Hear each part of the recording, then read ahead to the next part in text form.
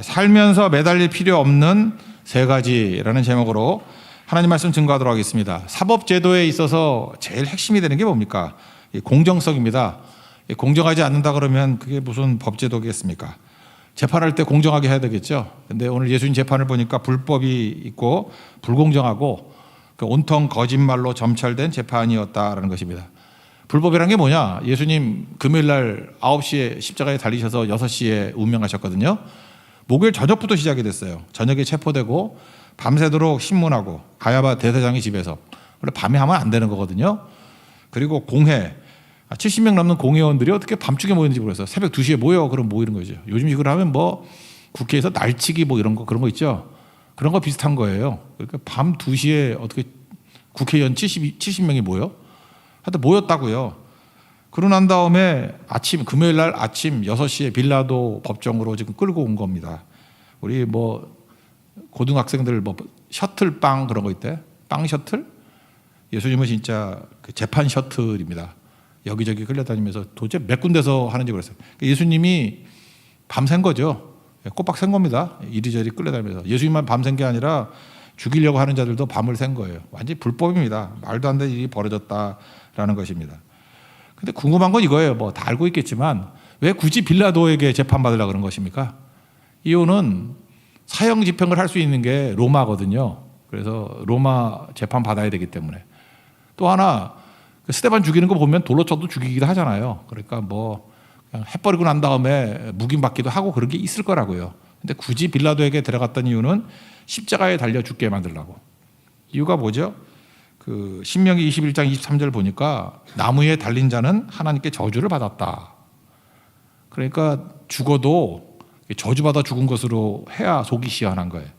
그래서 두 가지 이유 때문에 법적으로 자기들이 죽일 수 있는 사형 원도를 내릴 수 없습니다. 사형 선고를 할 수가 없어요. 그리고 또 하나는 저주받아서 죽었다라는 그런 타이틀을 붙이기 위해서. 그래서 빌라도 법정을 활용했다는 것입니다. 그러니까 원래 예수님이 그 종교 지도자들이 잡을 때는 종교법이었잖아요. 성전 모독죄, 뭐 참남죄, 뭐 신성 모독 뭐 그런 거 아니었습니까? 그런 걸로는 죽일 수가 없었어요. 그리고 그걸로 하면은 뭐 도로 치는 거 아니에요. 그러니까 그 정도는 안 되겠다 싶어서 이렇게 행했다라는 것입니다. 그러니까 로마 법으로 죽이려고 그러면 로마는 두 가지밖에 없어요. 죽일 수 있는 방법이. 하나는 세금 안 내는 거에 대해서만 열받았거든. 세금 안 내면은 죽일 수 있어요. 그리고 또 하나는 반역죄. 그래서 유독 이걸 잠깐 묻잖아요. 유대인의 왕이냐. 그러면 황제 말고 황제가 시키지도 않은 왕이라 그러면 그 반역 아니에요. 그래서 자꾸 유대인의 왕이냐 이걸 묻는 거예요. 유대인의 왕이냐. 반역죄로 덮어씌우려고.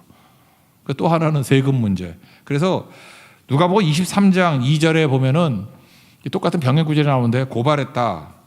우리가 이 사람을 보면 우리 백성을 미혹하고 가이사에게 세금 바치는 것을 금하며 이게 죄목으로 들어가요. 이런 적 없는데 덮어 씌운 거죠. 세금 바치는 것을 금했다. 그리고 자칭 그리스도라 그랬다. 왕이라 그랬다. 그러니까 반역과 세금 문제로 사형시켜야 된다. 근데 증거는 없어요. 막 우격다 증거로 덮어 씌운 거죠. 보통 죄수들의 특징이 무엇입니까? 변명하고 무죄를 주장하죠. 가만히 앉아서 자기 죄인이라 그런 사람이 누가 있습니까? 그러니까 알렉산더 대왕의 일화 있잖아요. 어떤 그 노예들, 이게 죄수들이 배 몰고 있는 노예선에 갔더니 억울한 사람이 너무 많아가지고 엎드리면서 억울하다고, 나 죄 없다고, 죄 없다고 그러더라는 거예요. 근데 구석에 보니까 한 녀석만 가만히 있더래요. 그래서 너 왜 가만히 있냐 그랬더니 나는 죄인입니다. 그랬더니 알렉산더가 그랬대잖아요. 나가라. 여기는 의인만 있는 곳인데 너 같은 죄인이 있으면 안 된다고. 그래서 쫓아냈다는 소리도 있지 않아요? 그러니까 그 정도로 사람들은 자기가 죄인이라고 생각 안 한다니까요. 나 억울하다고 생각하고 무죄라고 생각하고. 그러니까 재판할 때 보면은 뭐 다 무죄를 주장하고 억울하다 그러고 다 그러는 거 아니에요? 근데 예수님 말이 없어요. 진짜 억울하잖아요. 말도 안 되는 얘기를 하는데 말씀하지 않았다. 이제 그런 얘기입니다. 그래서 오늘 예수님과 또 종교 지도자들 그리고 빌라도를 보면서 우리 인생의 큰 그림을 한번 그려봤으면 좋겠어요. 그게 바로 뭐냐? 우리도 실수하고 실패하고 넘어지기도 하지 않습니까? 근데 왜 그런가? 이게 쓸데없는 거에 매달려서 그래요. 집착하기 때문에. 그래서 저도 그렇고 우리 성도들도 그렇고 이렇게 매달리고 집착하는 것들만 내려놔도 인생이 술술 풀립니다. 그죠? 그러니까 이렇게 집착하거나 매달리지 말자고요. 그래서 제목이 살면서 매달릴 필요가 없는 세 가지. 예수님을 통해서 한 가지 배우고 그 다음에 종교 지도자들을 통해서 배우고 빌라도를 통해서 배우자는 거예요. 뭐 예수님 통해서 알 수 있는 게 뭐냐? 살면서 매달릴 필요가 없는 것, 살려고 발버둥 치는 거 이럴 필요 없다는 거예요. 왜 그래요?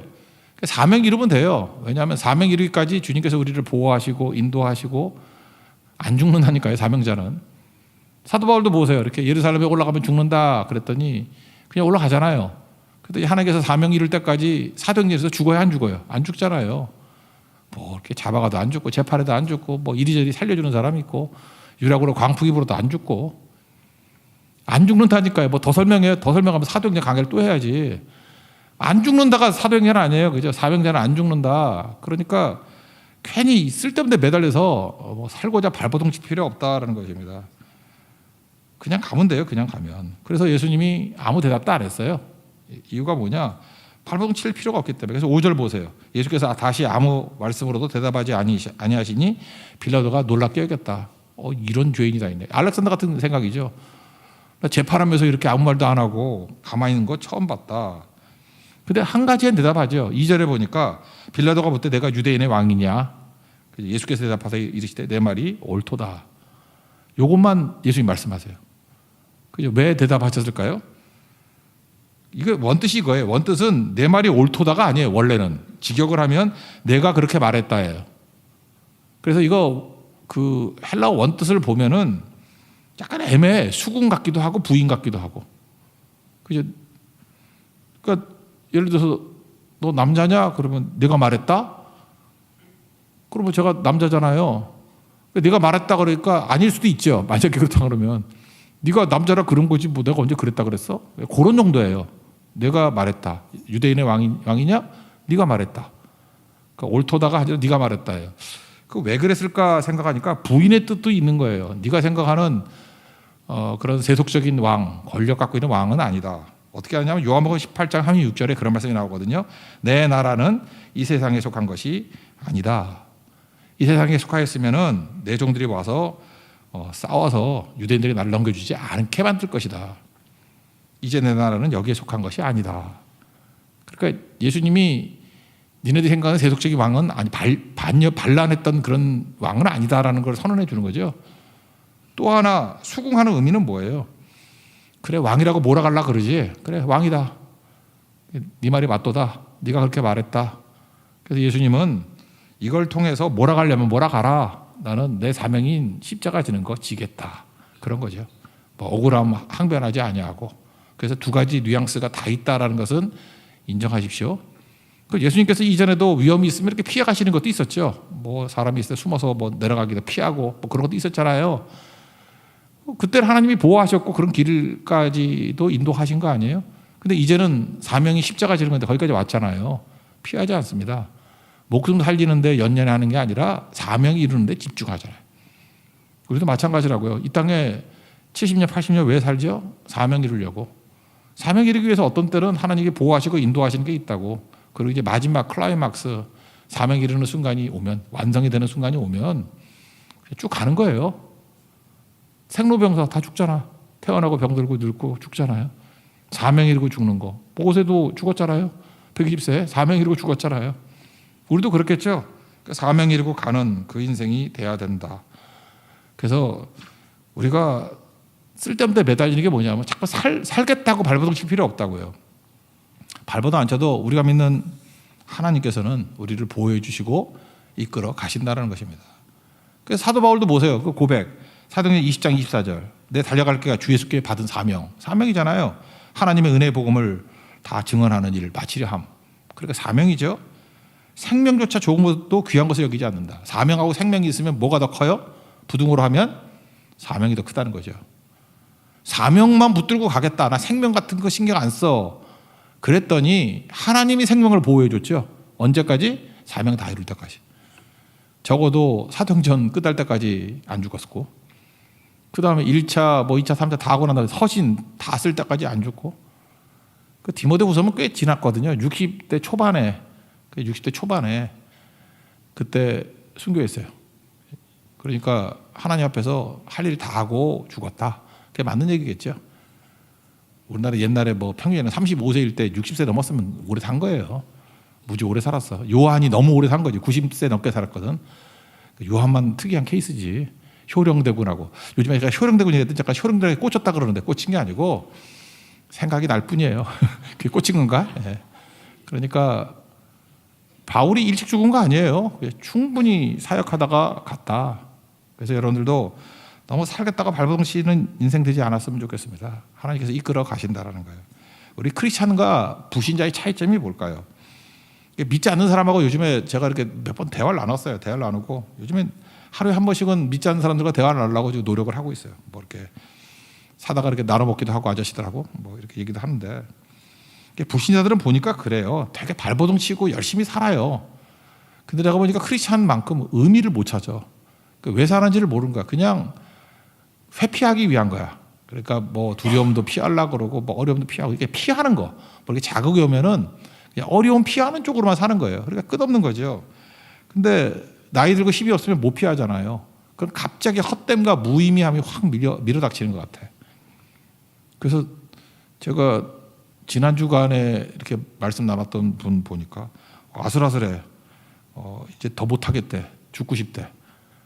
내가 보니까 그 용기만 있으면 죽겠던데 말로는 거의 끝이 왔어요.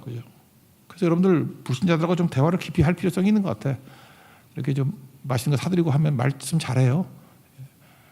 제가 잠깐 사주니까 안 돌아가실 것 같아. 그래서 그거 먹으려고. 근데 그런 것도 되게 필요한 것 같더라고. 제가 만났던 분은 관리 아저씨인데 하여튼간에 그래요. 사는 게 힘든 거야. 몸도 아프고 막 그러니까. 그러니까 무의미하거든요. 근데 크리스찬은 뭐가 다른가 했더니 이 불신자들은 자기 혼자밖에 없잖아요. 하나님이 없으니까. 그러니까 홀로 힘으로 뛰는 거야. 그러니까 견디다 못해 쓰러지는 거야. 우리 찬송가도 있잖아요. 견디다 못해 쓰러지는 거예요. 근데 우리 크리스찬들은 다른 게 뭡니까? 우리 아버지가 계시잖아요. 하나님께서 우리에게 뭐라고 말씀하시죠? 내 인생을 너 혼자서 책임지게 놔두지 않겠다. 그게 우리 하나님의 음성이라고. 여러분 아무리 혼자 살라 그래도 하나님께서 너 혼자서 책임지도록 놔두지 않는 게 하나님이에요. 여러분 혼자서 감당 못하겠죠? 못해요. 근데 놔두지 않아요. 하나님이. 보호하시고 도우시고 힘주시고. 여러분 인간 중에 제일 믿을 만한 게 부모님들 아닌가? 어머니를 좀 믿을 만하지 않나? 어머니 믿을 만하지 않아요? 제가 지금도 잊혀지지 않는데 20살에 우리 어머니가 저한테 그랬어. 이제 다 컸으니까 내 인생 네가 책임져라. 정말 그랬다니까. 이 북한 사람들 무서워. 또 평안도 사람들 기질이 있어가지고 이제 끝이 다 딱 그러더라고. 네 인생 네가 살아. 딸들한테 그렇게 잘해주면서. 그래서 말은 말이지만 진짜 외로움을 팍 느꼈어요. 그래서 믿음이 생기더라고. 그렇지. 부모는 나를 버려도 하나님은 나를 안 버려. 뭐 그런 게 좀 있더라고요. 그래서 그때 기도 엄청 했던 것 같아. 하나님 뭐 막상 버리진 않았지만 저 멘탈리티가 버릴 것 같습니다. 주님 없으면 안 됩니다. 제가 혼자서 책임지라는데 책임 못 지겠더라고. 내 인생 책임 못 지겠어요. 근데 하나님의 음성이 그거였어요. 나는 너를 혼자 책임지도록 놔두지 않겠다. 여러분 힘드시죠? 하나님이 여러분 놔두지 않습니다. 반드시 위로자 보내주시고 힘 주실 것이고 피할 길 주시고 기름 부어 주실 것이고 그거 있다고요. 내가 너와 함께 하겠다. 지금 어려움을 넘어갈 힘을 줄 거다. 그죠? 조금만 더 참아라. 분명히 이게 영광이 될 거다. 되게 힘들지. 조금 지나봐라. 이것 때문에 하나님의 영광이 뭔지 세상 사람들이 알게 될 거다. 좋은 길로 이끌어갈 거다. 그게 크리스찬의 태도입니다. 반드시 그렇게 해주신다는 거예요. 그러므로 여러분들 잠깐 살 길 찾지 말고요. 그거는 고아들이나 하는 일이에요. 우리는 아버지가 계시잖아요.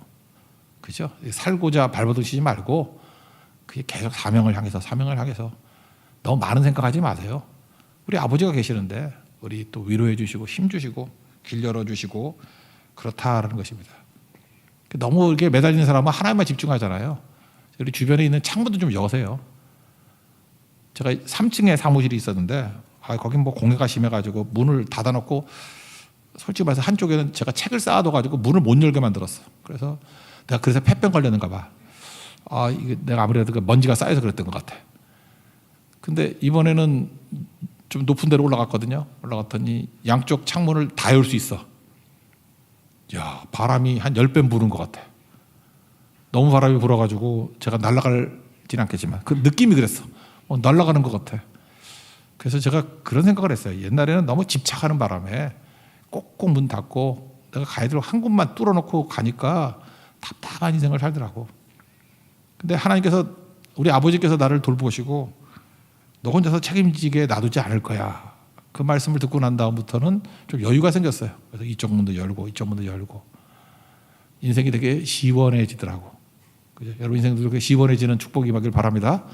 그래서 우리가 쓸데없이 이렇게 매달리지 않아야 될 것들, 살면서 매달릴 필요가 없는 첫 번째는 살고다 발버둥 치지 말라는 거예요. 사명에만 집중하면 주님이 여러분들 혼자 책임지도록 버려두지 않고 주님이 책임져 주십니다. 믿습니까?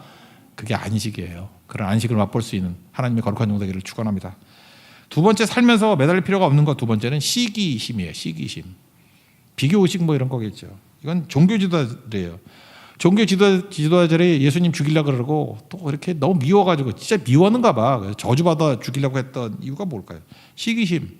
10절 다 같이 읽겠습니다. 시작. 이는 그가 대제사장들이 시기로 예수를 넘겨준 줄 알미러라. 시기심, 이런 거. 시기심.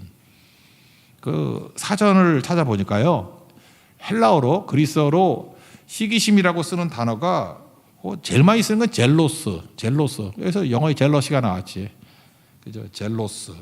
이건 뭐냐고 봤더니 부러워하는 거야. 이렇게 갖지 못한 것을 갖고 싶어서 부러워하는 거.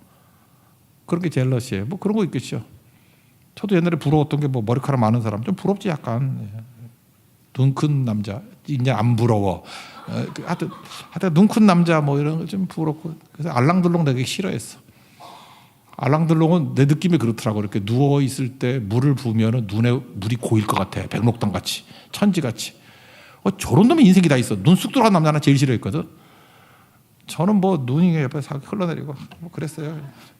그런 걸 젤로스. 그건 뭐 나쁜 건 아니죠. 부러우면 지는 거지 뭐 부러운 게 죄는 아니잖아. 젤로스. 그런데 성경에서 주로 많이 쓰는 건 젤로스가 아니더라고.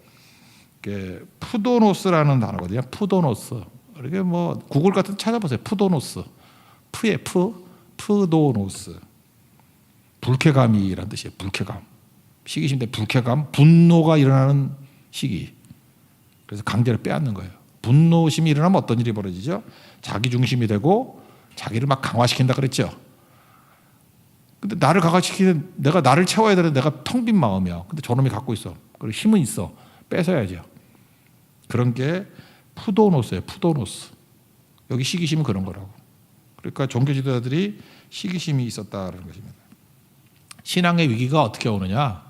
시기심 이런 것 때문에 옵니다. 시기심. 제가 보니까 우리 동역자들도 보니까 뭐 크게 못 되는 이유 중에 하나가 뭐냐? 시기심 때문에 거기에 걸려가지고 제대로 못하는 사람 되게 많아. 그러니까 자기 사회 열심히 해야 되는데 뭐 친구 이렇게 쳐다보면서 그 시기심 못 견디더라고. 그죠? 그래서 잠깐 음모 꾸미고 방해하다가 자기도 힘들어지고. 가인 보세요. 이 최초 인간이. 가인이 뭐 딴 것 때문에 망했어요? 시기심 때문에 망한 거지. 동생 아벨의 제사는 하나님이 받으셨다.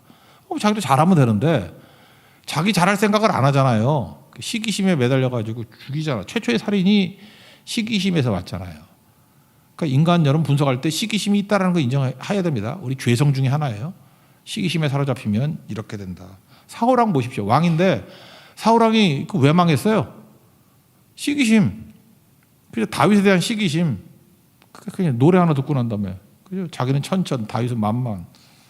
여기 인생이 다 뒤집혀 버리지 않습니까? 그래서 아예 뭐 제가 보니까 뭐 그 심리학에서 뭐 이름도 있대. 가인 컴플렉스.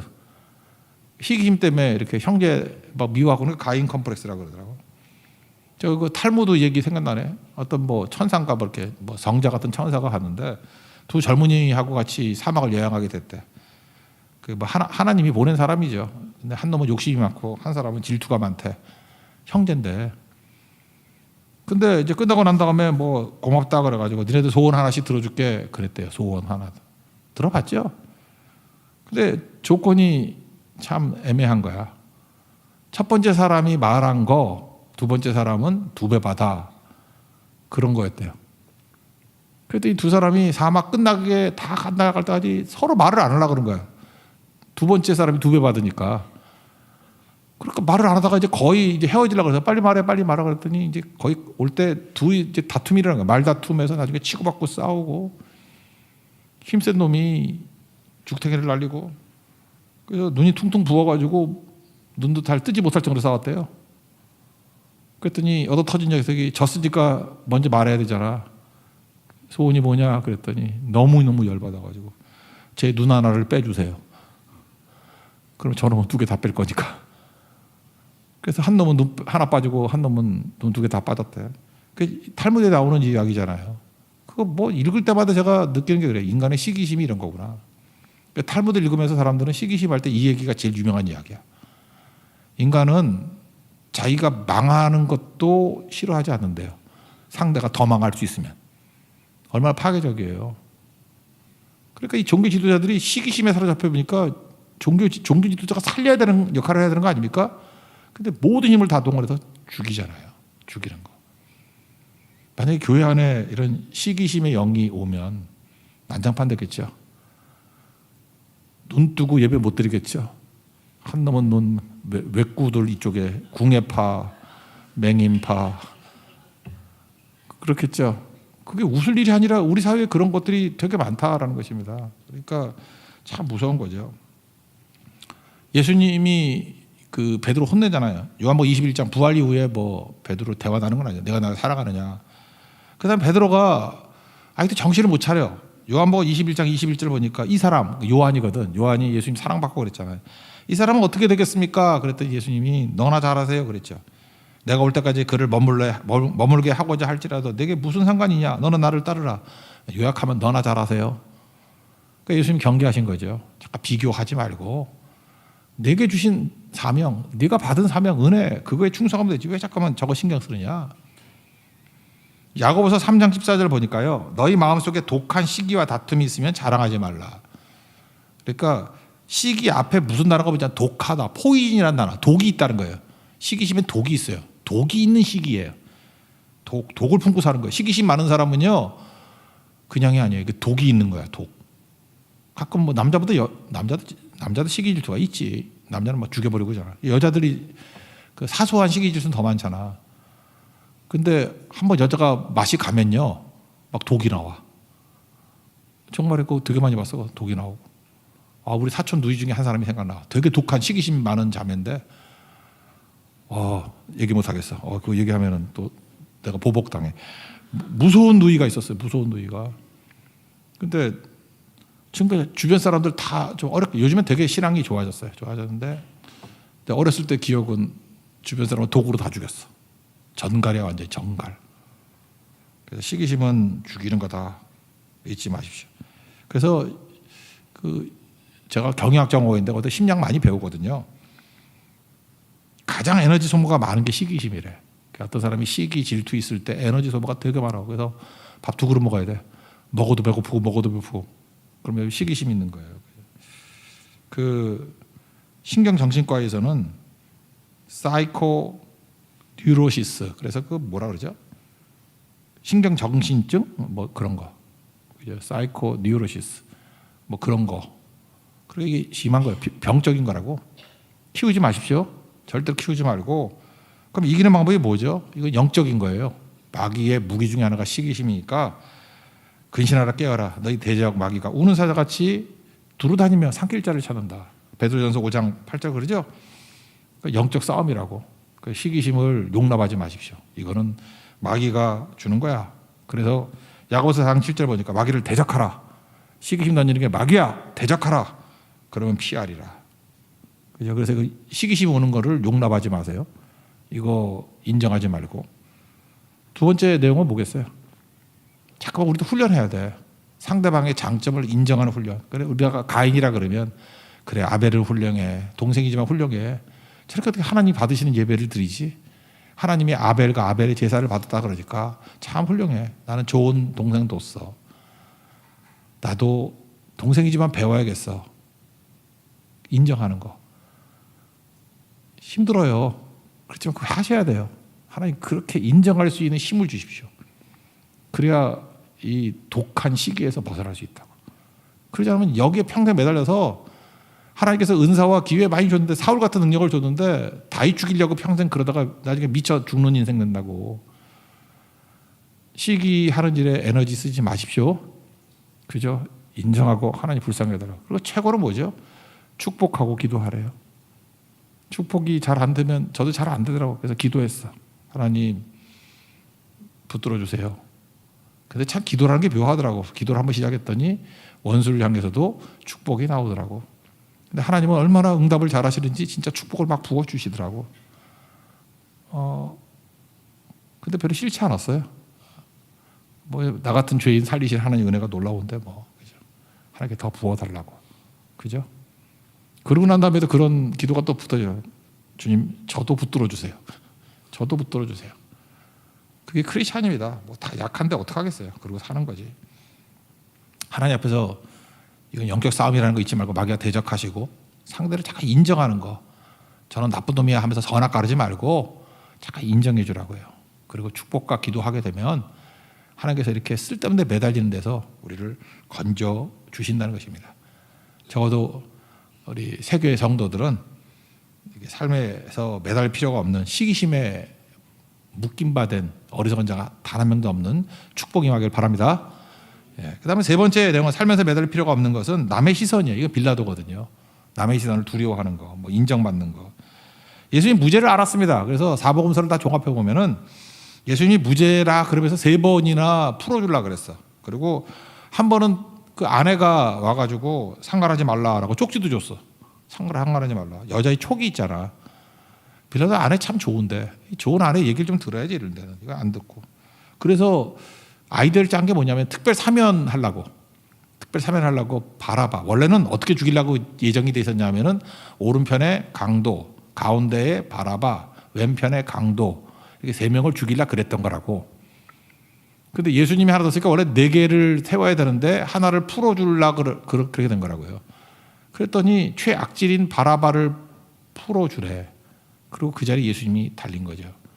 이 바라바라는 게 이름의 뜻이 난 세상에서 제일 웃기는 이름이 바라바인 것 같아. 바라는 게 아들이죠. 바르, 아바, 바르 플러스 아바예요. 바르, 아바. 그게 바라바야. 바르, 아바. 아바는 알죠? 아빠. 똑같아 우리하고. 아버지.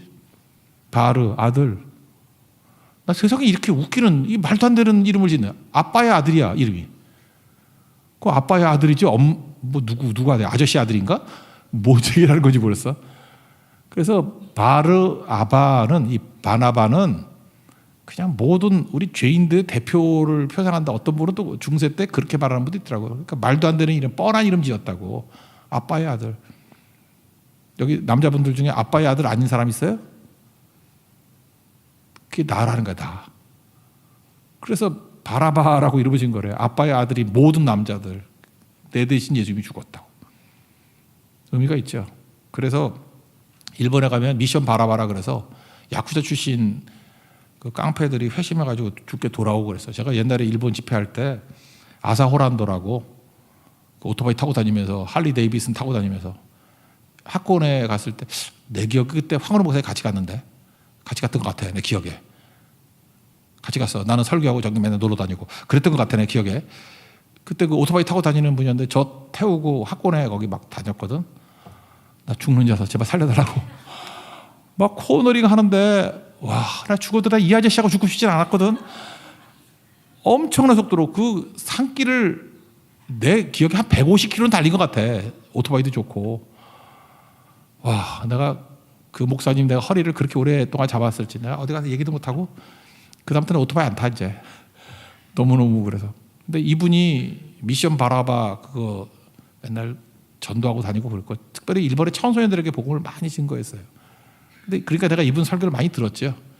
설교 들었는데 설교 중에 그게 이분 설교 내용이 그거예요. 바라바 이제 설명해 주는 거야. 바르 아바 아빠의 아들이다.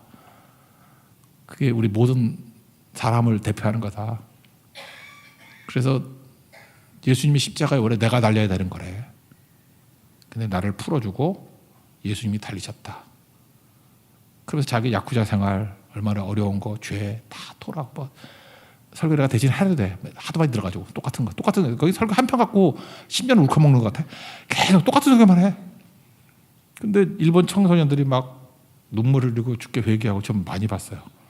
제가 본 것만 해도 한 500명은 되는 것 같아요. 막 믿고 나오고 회개하고 그런 일들이 벌어지더라는 거예요. 그러니까 뭐예요? 이게 바라바의 모습이 내 모습이라는 걸 깨우쳐 주는 거죠. 그래서 빌라도는 생각하기를 상식적으로 볼 때 예수를 풀어주라 그럴 것 같다. 그래서 최악인 바라바를 두 개 양자 선택하라 그런 거예요. 그 예상외로 강도보다 더 악질인 바라바를 풀어주고 예수님이 달린 거죠. 그 장면을 설명해 주고 있는 거예요. 그러니까 왜 이런 일이 벌어졌는가? 이유가 뭐죠? 무리를 만족시키기 위해서요. 그러니까 빌라도는 남의 시선 갖고만 살았다고. 15절 읽겠습니다. 시작. 빌라도가 무리에게 만족을 주고자 하여 바라바는 놓아주고 예수는 채찍질하고 핍박하여 못 박히게 넘겨주니라. 우리가 그래요. 우리는 항상 의도를 얘기해. 내 의도는 예수님을 사랑하고 예수님을 따르고 예수님을 지지하고 예수님을 좋아하고. 그런데 사회적인 압박, 사람의 시선 때문에 할 수 없어서 나 봐 애썼잖아.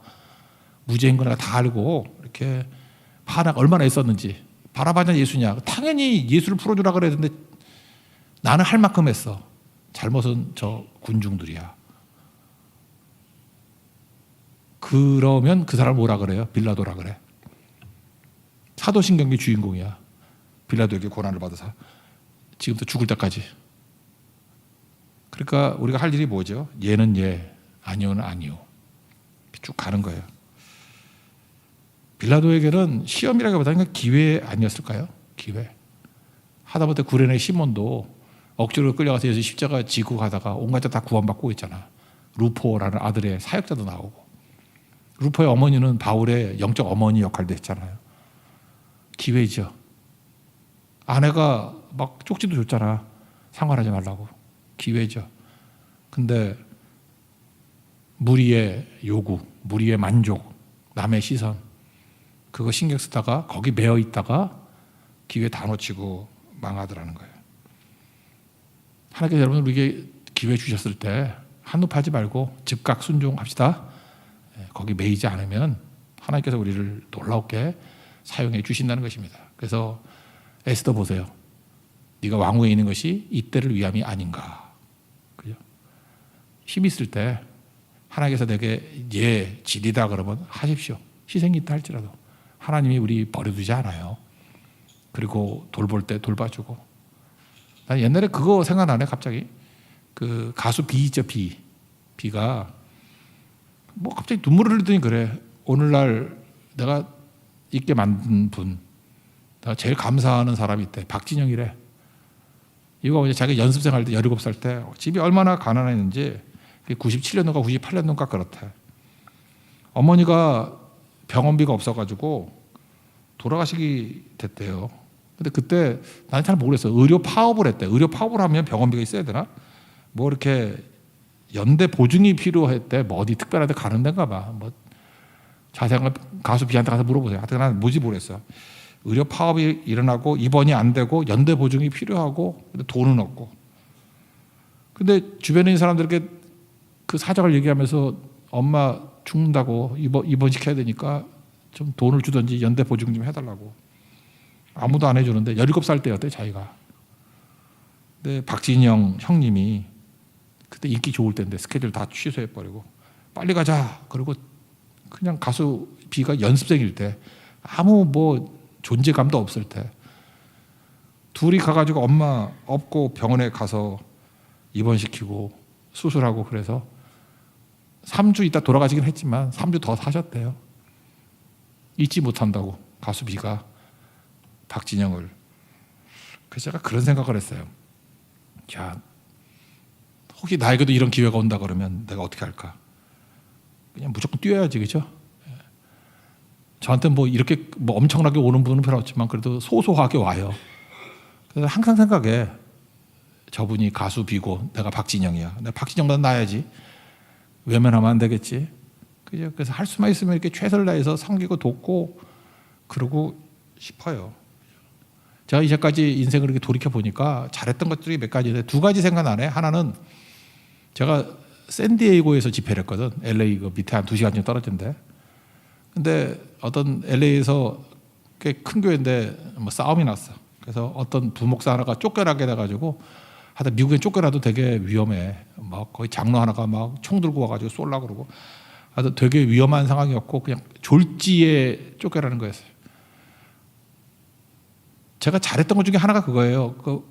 내가 왜 그런지 모르겠어요. 거기 올라가서 2시간. 새벽 기도 끝나고 낮 시간 다 취소하고 좀 태워달라 그러고 LA 가가지고 길목이라는 그 고깃집하고 그 국수집에서 먹고 제 기억에 꽤 많은 생활비 줄 것 같아. 그랬더니 그 목사님이 아직도 나를 못 잊어. 너무너무 고마웠고 위로가 됐고. 내가 그거 평생에 잘한 거다. 그때 그게 내 평생 그렇게 잘한 것 중에 하나일지 몰랐거든요. 두고두고 얘기를 해 그걸. 나 원래 그렇게 좋은 사람 아니었는데 그날 내가 뭐가 씌였어. 이상하게 성령이 인도하심이죠. 가야 된다는 생각을 갖더라고. 그거 되게 귀찮은 일이었거든. 갔다 오니까 뭐 저녁 집회 오고 밥도 제대로 못 먹고 그랬거든요. 근데 한 가정을 살린 거예요. 한 가정을. 또 하나도 있어요. 일본에 오키나와 집회를 했었는데 그때 뭐 되게 큰 집회였어요. 뭐 한 일본 청년들이 한 2,000명 모이면 되게 큰 데거든. 야외에서 막 집회하고 그런 동안. 근데 거기서 일본 사람들이 뭐 저한테 강사비를 주더라고. 내 기억에 30만 원이었던 것 같아. 그러니까 물가 비슷해요. 300만 원쯤 되는 것 같아. 근데 그거 이렇게 저 도와주고 했던 우리 한국 선교사님한테 내가 다 줬어. 나는 뭐 상황도 모르겠는데 이상하게 좀 어려울 것 같아. 그래서 이거 잘하라고. 그랬더니 그때 뭐 아들이 난 얘기도 못 들었는데 나중에 보니까 아들이 수술도 하고 막 그랬다. 아들이 다니엘인데 뭐 얘기 다 나왔나. 그게 강대일이에요. 강대일 선교사. 지금도 얘기해. 그때 그 성령의 인도하심이었지. 제가 이렇게 뭐 잘 산 인생은 못 되는데 그래도 이렇게 돌이켜 보니까 그 동안에 잘했던 것들이 뭐냐, 뭐 쓸데없는 거 산 거 하나도 잘 된 거 없는데 이런 게 기억이 나더라고요. 갑자기 박지정 때문에. 그래서 하나님 남은 인생 가운데도 은혜 주십시오. 그래서 꼭 필요한 사람에게 제가 하나님 앞에서 빌라도 같이 외면하는 존재가 아니라 에스더 같이 역할을 하는 존재가 되게 주옵소서. 그게 사명 아니겠어요? 인생 그거 몇 차례 없어요. 저 인생 잘못 살았어. 내가 기억나는 게 두 가지밖에 없어. 별로 큰 거는 둘밖에 없어. 그게 많지 않은 것 같아. 그러니까 그게 산 거예요. 그게 카이로스예요. 이제 남은 평생 우리 교회에서도 이제 남은 사역 가운데 절대 놓치지 맙시다. 하나님께서 우리에게 주신 기회는 빌라도 같이 외면하는 게 아니라 에스더 같이 테이크해서 하나님의 영광이 되는 우리 거룩한 인생 되기를 바랍니다.